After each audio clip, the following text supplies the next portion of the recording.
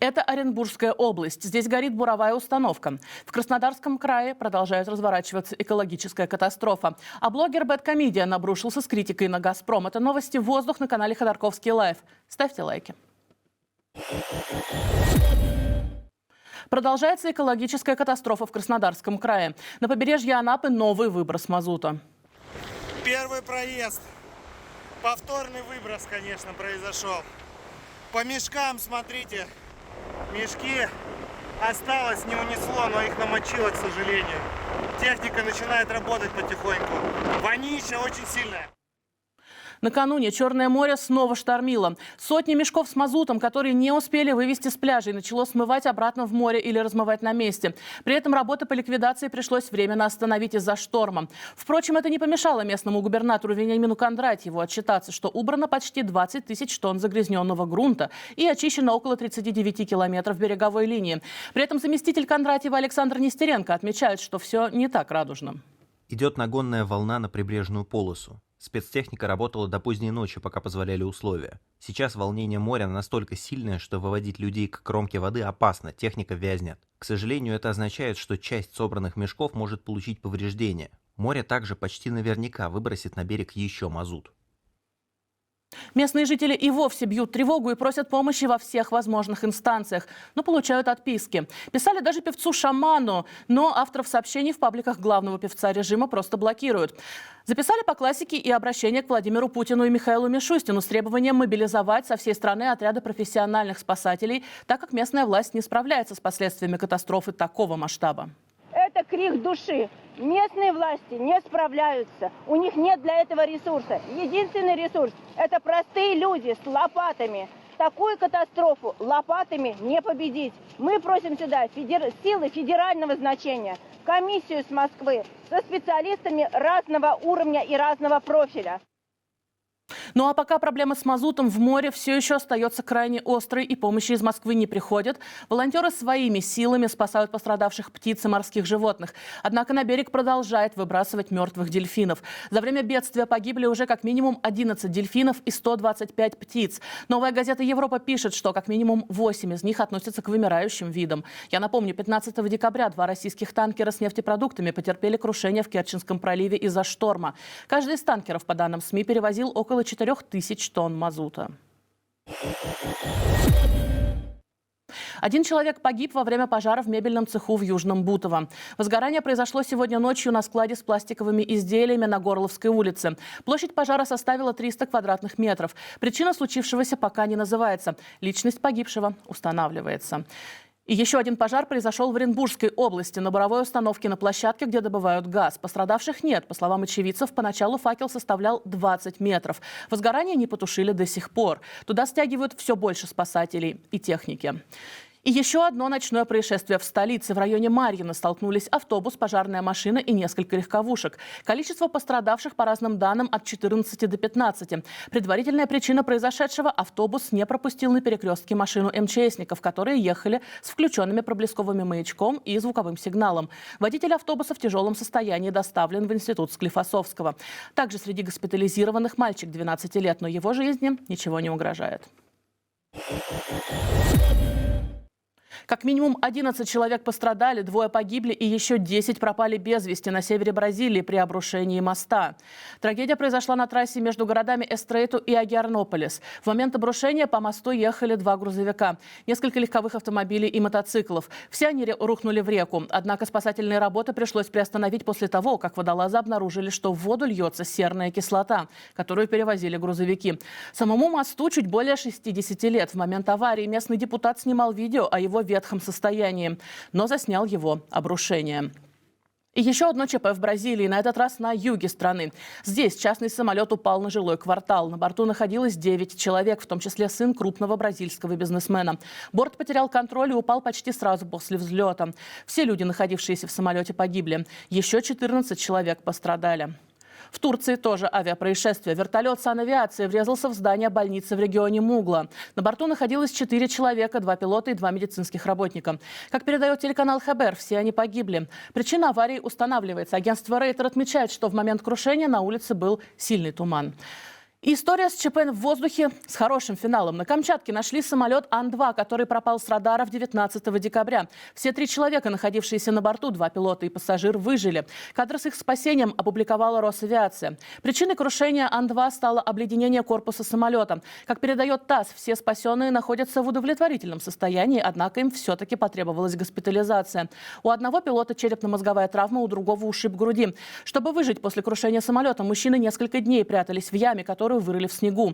Им пришлось сжечь топливо, чтобы согреться и получить воду, растопив снег. Киев прокомментировал атаку на нефтебазу в Орловской области.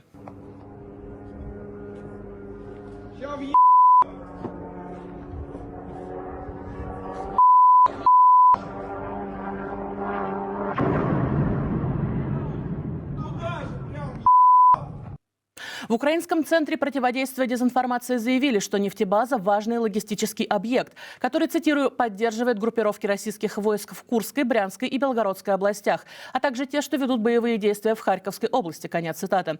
Атака произошла в ночь на 22 декабря. Загорелась нефтебаза в поселке Стальной Конь второй раз за неделю.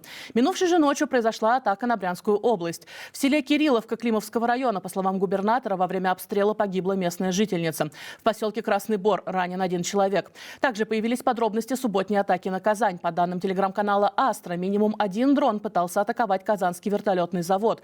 Обломки беспилотника упали на окраине города. Повреждений и пострадавших не было. Всего город тогда атаковали 8 дронов. Российские военные сегодня атаковали гражданскую инфраструктуру Украины. ВСУ сообщают, что за ночь сбили 47 российских беспилотников из 72. В Киевской и Хмельницкой областях повреждены жилые и хозяйственные строения. Информации о пострадавших нет.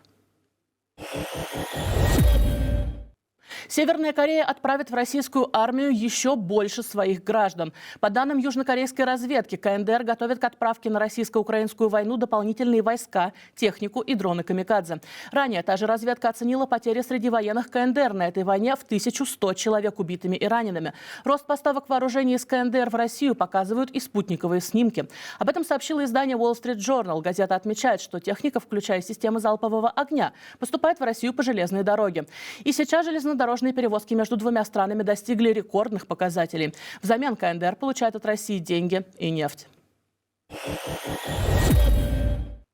Участника войны, ставшего мэром города в Кировской области, снова отправляют на фронт из-за того, что он вскрыл коррупцию местной власти. Никита Горелов возглавил Сосновку в конце октября и активно взялся за дело. Стал ходить на собрания, внимательно читать документы, отчитываться в своем канале, помогать решать проблемы жителям. 20 декабря он сообщил, что его хотят снять с должности из-за того, что он поднял вопрос коррупции. Как видите, я живой, нахожусь в добром здравии и собираюсь продолжать свою борьбу.